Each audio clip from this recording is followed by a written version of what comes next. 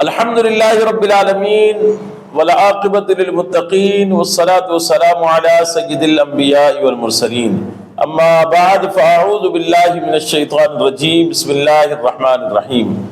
برادران ملت اسلامیہ السلام علیکم ورحمۃ اللہ وبرکاتہ۔ آپ دیکھ رہے ہیں ہمارا چینل صدائے حق اور میں ہوں محمد خالد محمود نعیمی حمدانی۔ میرے محترم صدائے حق چینل کے سامعین و ناظرین، اللہ تبارک و تعالیٰ کا کروڑہ احسان ہے کہ اس رب کائنات نے ہمیں اپنی زندگی کے اندر ایک مرتبہ پھر رمضان المبارک کی بہاریں دیکھنا نصیب فرمائی۔ رمضان کا مہینہ یقیناً بہت برکت والا، فضیلت والا اور رحمت والا مہینہ ہے۔ یہ وہ mہینہ ہے کہ اس مہینے کے اندر اللہ تبارک و تعالیٰ جو ہے اپنے انعامات کو کئی گنا بڑھا دیتا ہے، اجر کو کئی گنا بڑھا دیتا ہے، نفل کا ثواب جو ہے وہ فرض کے برابر فرما دیتا ہے، اور ایک فرض کے ادا کرنے پر اس کو 70 فرض ادا کرنے کے برابر ثواب عطا فرماتا ہے۔ رمضان المبارک وہ مہینہ ہے کہ جس کی فضیلت اللہ کے پیارے نبی صلی اللہ تعالیٰ علیہ وآلہ وسلم نے اپنے مبارک ارشادات کے اندر جو ہے وہ کئی مقامات پر بیان فرمائی۔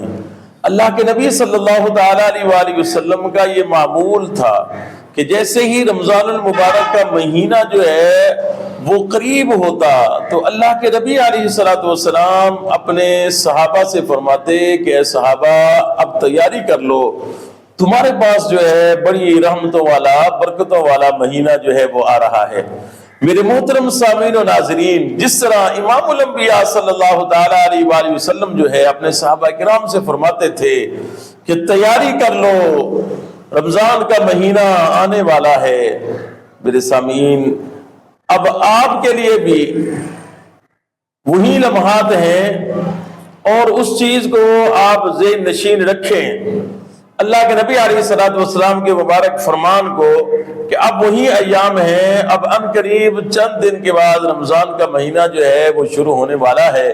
ہمیں اپنی مصروفیات کو کلوز کرنا ہے، اپنے معاملات کو کلوز کرنا ہے، تاکہ ہم جو ہے یکسوئی کے ساتھ، پوری توجہ کے ساتھ جو ہے اللہ تبارک و تعالیٰ کی عبادت کر سکیں۔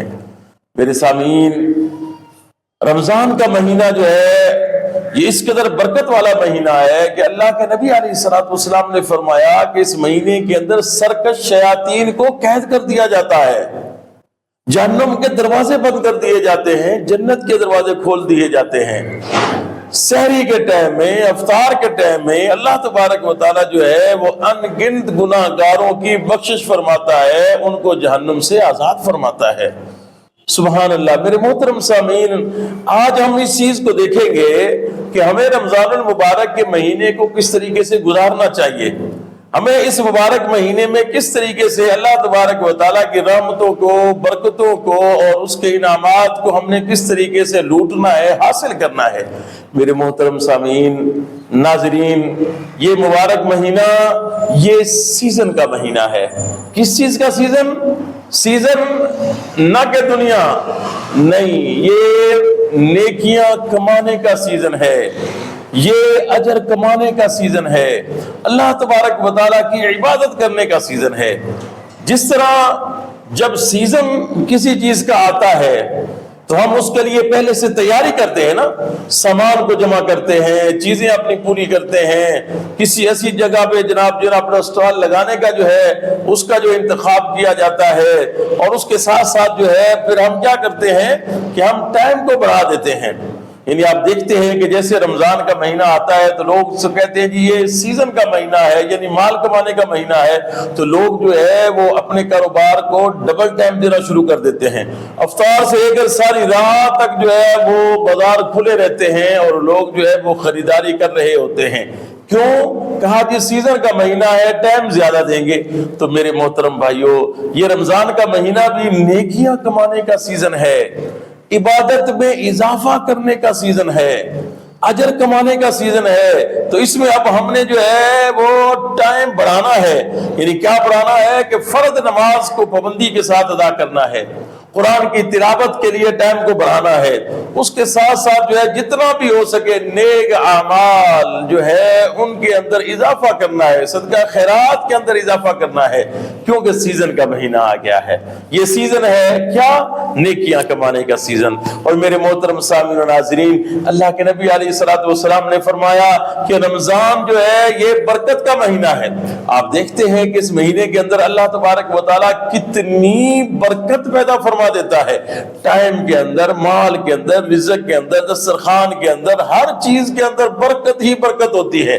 اللہ تبارک و تعالیٰ نے کہ نبی علیہ الصلوۃ والسلام نے فرمایا کہ یہ وہ مہینہ ہے کہ جس مہینے کے اندر اللہ تبارک و تعالیٰ اپنے بندوں کی طرف متوجہ ہوتا ہے، یعنی اللہ تبارک و تعالیٰ کی جو توجہ ہے وہ اپنے بندوں کی طرف ہوتی ہے۔ سبحان اللہ، کیا ہی خوبصورت بات ہے، کیا ہی خوبصورت فرمان ہے۔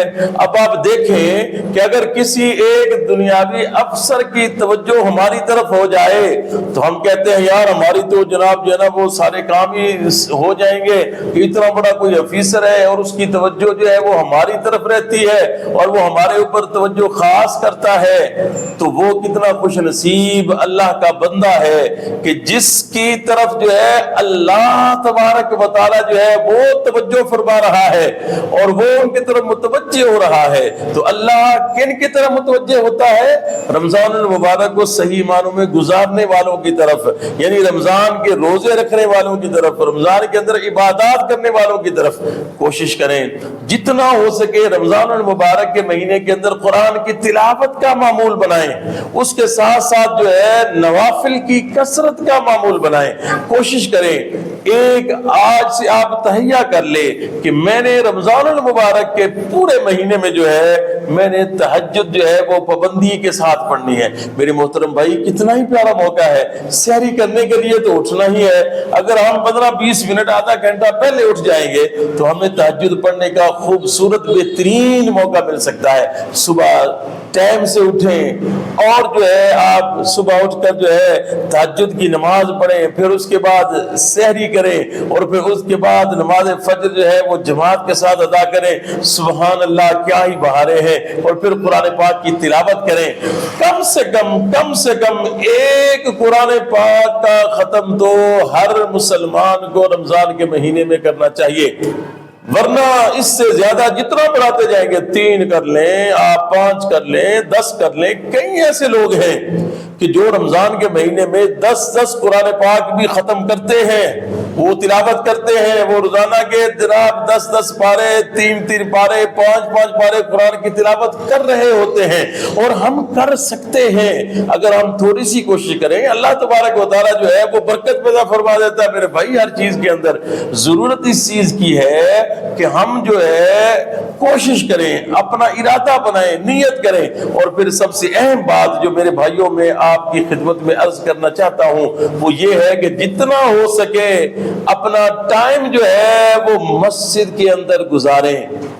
گھر میں رہیں گے، بازار کے اندر رہیں گے تو اس میں جو ہے دنیاوی کاموں کے اندر جو ہے وہ پڑ جانے کا خدشہ رہے گا۔